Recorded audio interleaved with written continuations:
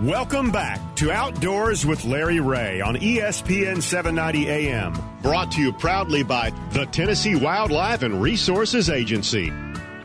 Hey, welcome back to Outdoors with Larry Ray. And I love it. Get a chance to talk outdoors. We've had a great week as far as weather-wise. Great day today. A special day. It just seems like, July and August are not two of my favorite months. It's just hot.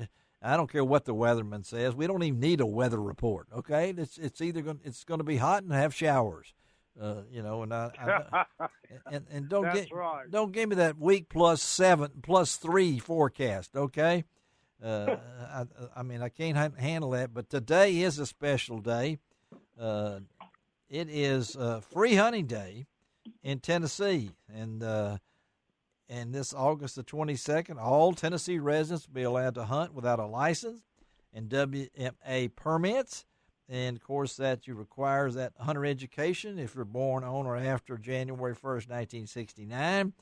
And it's really it kicks off the hunting season technically. We haven't had any hunting shows. They've been bounced out, so we haven't had that startup like we normally have in August. So, we're happy to have with us, not only can we talk a little Free Hunting Day with this young man coming up next, but we can also talk about next weekend when we start the real hunting season.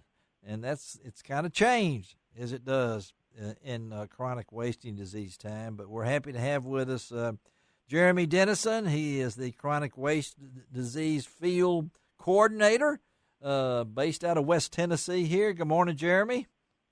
Good morning, Mr. Larry. I'm glad to be here. Thanks for having me. Are you ready to kick off this thing? You guys ready? Oh yes, sir. Oh. Yes, sir. It's been an unusual year for everybody, including TWRA. But as different as it is, it's getting around to be late August, and hunting season is here, and you got Free Hunting Day, squirrel season's open.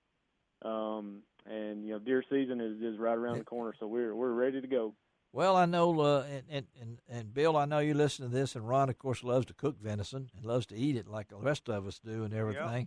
Yep. And Bill will be out there, as he said, squirrel hunting this morning, and that is a tradition that I'm sad to say there's just not as many squirrel hunters out there as there used to be, but I really think, like everything else in the outdoors, we may have more this year because of what we've experienced with COVID-19. And so, Jeremy, I know you guys have talked about it, but it does kick off the season. Hey, you can go kill a groundhog if you want to, armadillos and beavers and coyotes, and I like that. Okay, we throw in the squirrels just because it's there, but it is a tradition for a lot of people. As Bill was talking about, I'm sure you took little Bill squirrel hunting, Bill Cook. Sure, absolutely. When he was young, and we've all done that and been in the woods and kind of taste, but we never have had this much change in the regular deer season, Jeremy. I mean, because of what we've dealt with. So talk to us a little bit about, yes, squirrel season starts out today. Yes, this is Free Hunting Day. But starting next weekend, we're going to come back, and CWD will be back in the topic again. So well, that's right. That's always this time of the year. That's always a topic of conversation around the hunting world, especially in Tennessee and states like us. The velvet hunt, or the August hunt, as we call it. It's a unique opportunity. Archery season in Kentucky starts here in a couple more weeks, but the velvet hunt in Tennessee is really the first crack that a lot of folks will get at maybe a nice trophy buck that they've seen in the afternoon, and those bucks they're more visible this time of year. They're still on those early summer patterns, and what we're trying to do with CWD management in West Tennessee, we're trying to encourage people to harvest more deer, and one of the ways we're doing that in the CWD unit counties hunters are allowed to use a rifle for this 3-day hunt. Yes, yeah. And so that's something that's definitely new to folks for this early in the season. Yeah. Last year it was archery and a muzzleloader. And muzzleloader. So yeah. this year we've actually added a rifle. So that's right. August 28th through the 30th, private land, antler deer only. Well, now it's private land, and in the CWD unit counties, there's select public lands that are also open. So that provides a little bit more opportunity. All those locations can be found in the brand new hunting guide. They sure can. That should be delivered to all locations.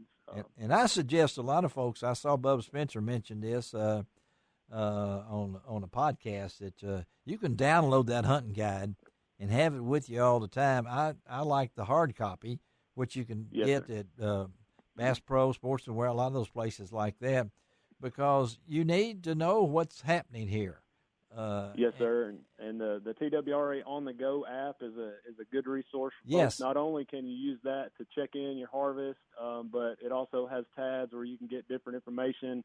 You can get the hunting guide right there on your phone. If you have a question while you're in the field, hopefully you know the regulations before you go.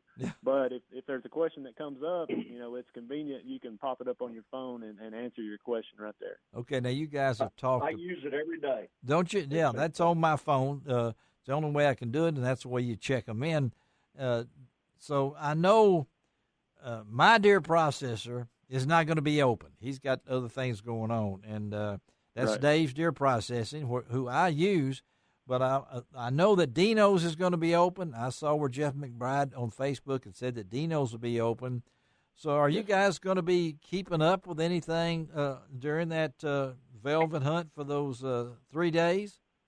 Well, as far as CWD samples, yes. we've made all of our contacts with processors and taxidermists, and we know that there's a few that choose not to operate because they've got other things going on, like you said. But we've made contacts with all of our taxidermists, so everybody that's in that zone that we've worked with in the past. Yeah. And then there's 3 new counties we've made those contacts. So, our sampling season, as far as CWD samples goes, it kicks off. It kicks off on with the 28th. So I mean, it'll kick off on the 28th, just like everything else. And you did mention now. The 3 other counties, we're up to 11. Is that right? I mean, that's right. Yep. Well, we added Gibson County, Crockett County, and Lauderdale County. Those are part of the CWD unit now. They're not positive counties, but they are considered high risk because they're within 10 miles of a positive CWD positive deer. So. And you guys have. This is kind of, last year it hit us real quickly, and then all of a sudden we get COVID-19. So I'm learning new phrases that I wish I never knew, so right. When it comes down to it. And, Bill, you work with Vanishing Paradise, and you do a lot of things dealing with the loss of property and things along that line. I really think CWD has been kind of lost in everything that we're doing right now, because I really think we're going to have more people hunting this year than maybe we have never had. So turkey season, I think, showed us that. Obviously, more people are back at their jobs than say in April and May. But there's still. But I would imagine we're still. I can't imagine we won't see more people in the field. Well, I'm hoping for, and you guys know, Jeremy, that the only way you're going to find out this thing is to kill a deer. I mean, that's right. That's your battle plan, and that's what Chuck and everybody else has talked about. So as we go into this next weekend, what are you anticipating? I mean, we were down last year. People wasn't killing antlers, wasn't killing does, and everybody was scared. So I know we've tried to put the positive spin on this thing. So talk about from the TWRA, what do you anticipate? What do you hope for the best? Well, I mean, I hope everybody has a successful season. We're trying to streamline our process so that, if folks are concerned about their animal being CWD positive, we want the information as far as the disease, where it is on the landscape, and we want to provide that service so that people are comfortable, consuming venison, because that's what it's all about to most folks. You know, they want to use that, you know, and especially, you know, with the unknowns with COVID and food shortages and beef prices going up, you know. That's right. It could be a record year, and you know, we've kind of prepared ourselves for that, and you know, we're just going to do the best we can, and we hope that you know, that some of the fear, you know, from the initial detection and the first full year, you know, dealing with CWD. We hope some of that subsides, you know, and people kind of get back to the business of deer hunting, because, you know, that's what we need folks to do. We need to continue the tradition of hunting, and everything like that. So, you know, I'm hoping for a big season. Good. Well, I know. Have you guys? You've done some public meetings. Is anything planned before the season, during the season, or are we? Any Zoom? With your ability to post things on Facebook and your website now, I guess you can do so many things that you couldn't used to do to spread the word. That's right. You know, we had with 3 new counties coming in this year in the CWD unit, we had plans on having a public meeting in each of those counties. But COVID, of course, with the COVID situation, we had to change course there, and we'll be having basically virtual public meetings. Good. They'll be live on Facebook, and if you guys are familiar with what the agency did with the fisheries meetings that were held a month or so ago, they'll be along those same lines. There'll be a presentation. There'll be several key agency employees in attendance, and, you know, we'll take questions as they come in and answer them. Well, we appreciate you, Jeremy, being with us this morning on Outdoors with Larry Ray. Folks, that's next weekend, August 28th through the 30th. Check that guide. Download the app, as Bill Cooksey said. I've got it on my phone. There's so many ways to do it. If you do go hunt and you are successful, remember, ice them babies down, right? I mean, it's be prepared. This is not like November, anything like that. Jeremy, thank you, buddy. We'll stay in touch, all right? Have a good one. Thank you, Mr. Larry. All right, thank you. All right, Jeremy Dennison, let's take a break on Outdoors with Larry Ray, and now we can come back and talk fishing for 2 segments. Ron Wall, wake up, Ron.